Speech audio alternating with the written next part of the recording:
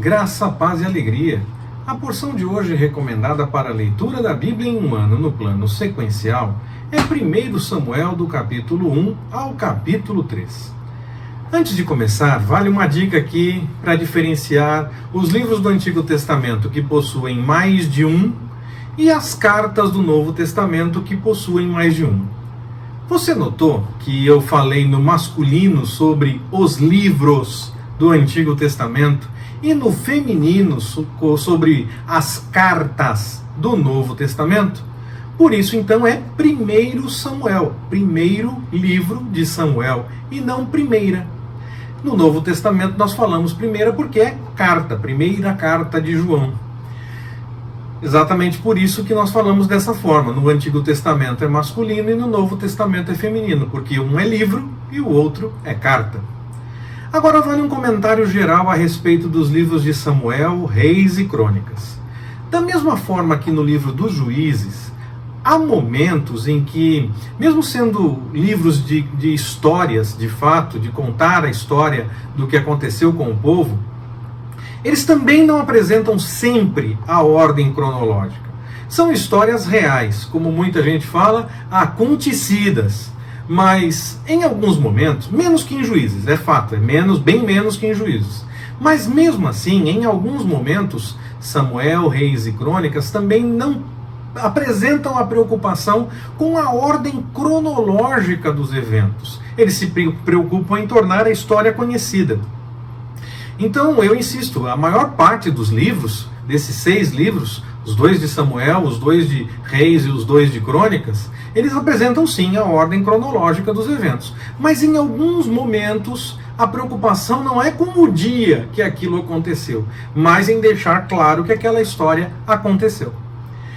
Nós também teremos em alguns momentos algumas passagens que há pouco o que se dizer, que são apenas anúncio da história de fato, dos eventos que aconteceram, para conhecer a história. E algumas vezes até de forma repetida, a mesma estrutura é usada, com algumas poucas diferenças, uma palavra ou outra que muda, mas muda apenas o personagem na maioria das vezes que está se falando. Está falando de um rei numa, depois está falando de outro rei em outra, mas a estrutura do texto muitas vezes é bem parecida, às vezes até mesmo com as mesmas palavras.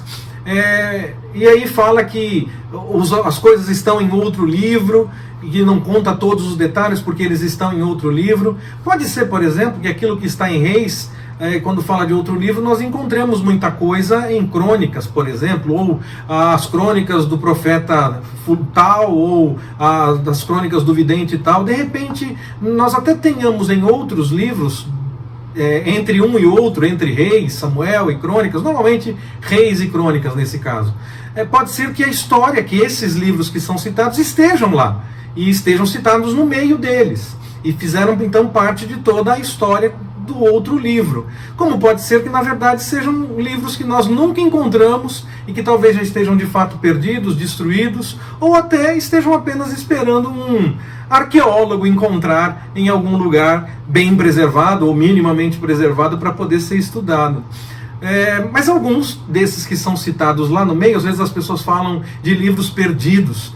Pode ser que de fato sejam outros livros e que nós não tivemos acesso a eles, porque eles não foram encontrados, estão perdidos ou estão já destruídos, ou podem ainda ser encontrados em algum momento. Não é impossível. É sempre mais difícil, mas impossível não é. E aí, então, nós podemos tanto ter livros diferentes com mais informações, como na verdade nós já temos as informações que seriam desses outros livros que são citados em um dos outros, entre os 6 dessa sequência de Samuel, Reis e Crônicas.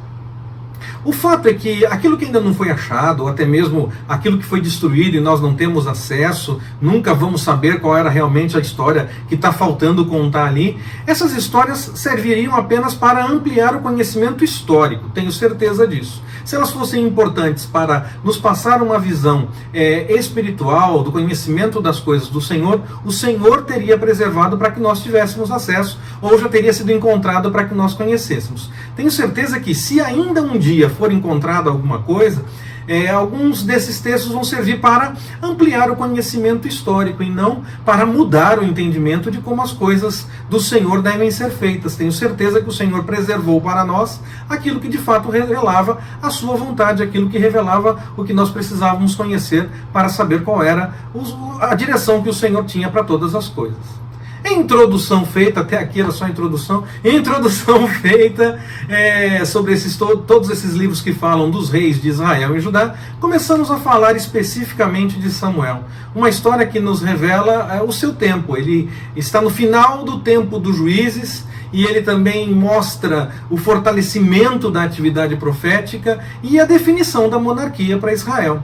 Samuel ele é reconhecido como o último juiz. E também muitas pessoas o reconhecem como o primeiro profeta, mas de uma escola de profetas. Antes dele, nós já tivemos outros profetas. Moisés é tratado dessa forma, Débora igualmente é tratada dessa forma, mas a partir de Samuel há uma potencialização da atividade profética. Nós vamos ver, inclusive, ao longo do livro, quando chegar a hora eu vou comentar, que existe mesmo uma escola de profetas a partir desse momento com Samuel. Então, há uma potencialização, por isso que muitas vezes se reconhece ele como um dos primeiros profetas. Ele não é de fato o primeiro profeta, apesar de ser o último juiz, mas ele não era o primeiro, não foi de fato o primeiro profeta. A partir dele, a atividade profética, sim, ganha uma nova dimensão, é potencializada e há muitos outros profetas. O seu nascimento, como muitas histórias dos personagens da Bíblia, envolve realmente a provisão do Senhor e o milagre, porque uma mulher que era tida como estéril concebe, e depois dele ela ainda teve outros filhos. A conversa de Ana com Eli, quando ela está amargurada e fazendo a sua oração ao Senhor no primeiro momento, aquela primeira oração, quando ela está inquieta, pedindo ao Senhor que responda à sua inquietação, que acalme o seu coração, aquela conversa nos faz entender que nós precisamos tomar cuidado com as primeiras impressões. Nós precisamos buscar conhecer o que de fato acontece e reconhecer quando nós errarmos na primeira impressão, porque às vezes é difícil fugir de uma primeira impressão, mas nós não podemos mantê-la como certa quando nós já descobrimos que nós é que erramos ao avaliar daquela forma. É melhor evitarmos essas primeiras impressões. Pode até ser difícil não as ter, mas nós não podemos levá-las em conta enquanto não tivermos o conhecimento de todas as coisas. Senão começa a virar julgamento, e aí nós começamos a nos apegar às coisas que nós tivemos como impressão, como se aquilo fosse verdade, como se aquilo fosse certo, quando na verdade não é, e às vezes não é de fato. Então nós precisamos tomar cuidado com isso. Nós precisamos conhecer as histórias e saber como elas realmente são, e se por um acaso, como Eli, tivermos uma impressão errada no primeiro momento e extravasarmos essa impressão, reconheçamos e mudemos, porque elas não devem ser mantidas a qualquer preço, porque o erro é erro. Nós temos que mudar aquilo que é errado e ir na direção do acerto para fazer a vontade do Senhor. A oração que Ana faz depois que ela tem Samuel, nos mostra que o Senhor age para além da aparência de poder, para além do que nós podemos achar que é bom ou ruim, para além daquilo que parece que vai acontecer de qualquer jeito.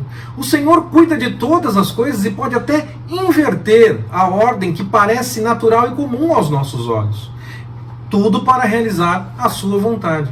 O que nos parece mais comum não vai acontecer se não for a vontade do Senhor. Se for, claro, até o mais comum vai acontecer. Mas se a vontade do Senhor for outra, ainda que nós olhemos para uma situação e achemos vai ser desse jeito, se o Senhor tem outro plano, a situação vai ser completamente diferente. Não importa aquilo que nós vemos com os nossos olhos. O que define de fato o que vai acontecer é o plano do Senhor, é a vontade dele. Ele até repreende os seus filhos, mas ele acaba deixando rolar o que estava acontecendo. Eles iam muito contra as coisas do Senhor em muitas coisas, principalmente na questão das ofertas. Se cita ali, cita também a questão da vida desregrada, na questão de romances e a vida sexual deles, mas muito mais a questão das ofertas. A carne, uma parte da carne de fato era do sacerdote, não era tudo que era queimado, aquilo que não era queimado completamente, uma parte era para o sacerdote e uma parte era para o povo, então, fazer uma grande celebração. E eles queriam mais do que era o definido para o sacerdote. Eles queriam antes que o povo preparasse, porque daquilo que era separado para a oferta ao Senhor, aí se tirava então o que não ia como oferta, uma parte era do sacerdote, a outra parte era do povo. Muitas vezes o povo já entregava pronto para o sacerdote, para facilitar, para tentar agradar um pouco mais, para aproveitar ali que estava já fazendo. Eles queriam já que entregasse antes, até uma porção maior, ou pegavam daquilo que estava pronto antes da hora, com um garfo diferenciado para pegar mais. Eles não viviam nada de acordo com a vontade do Senhor, e então é exatamente por isso que o Senhor chama Samuel, porque havia um plano do Senhor, mesmo em Eli repreender os seus filhos e eles não darem bola e ele deixar rolar, porque o Senhor tinha um plano, era para mudar completamente a história. E aí é exatamente nesse ponto que entra Samuel. É aí que Samuel é chamado, porque o Senhor ia fazer algo totalmente diferente na história de Israel a partir da vida de Samuel. Que nós então possamos ser achados pelo Senhor, mesmo no meio daqueles que, com suas certezas, estão sempre fugindo, na verdade, do que é certo e do que é a vontade do Senhor. Eles acham que estão fazendo certo, estão tomando as melhores decisões, mas na verdade estão bem longe daquilo que é a vontade do Senhor. Que o Senhor nos ache, então, como aqueles que estão prontos a seguir a sua vontade. Que a nossa certeza seja a busca pela vontade do Senhor, e não por aquilo que parece certo ou melhor do que o mundo apresenta. Porque o certo mesmo é a vontade do Senhor. Que Ele nos abençoe. Forte abraço, até mais, permitindo o Senhor.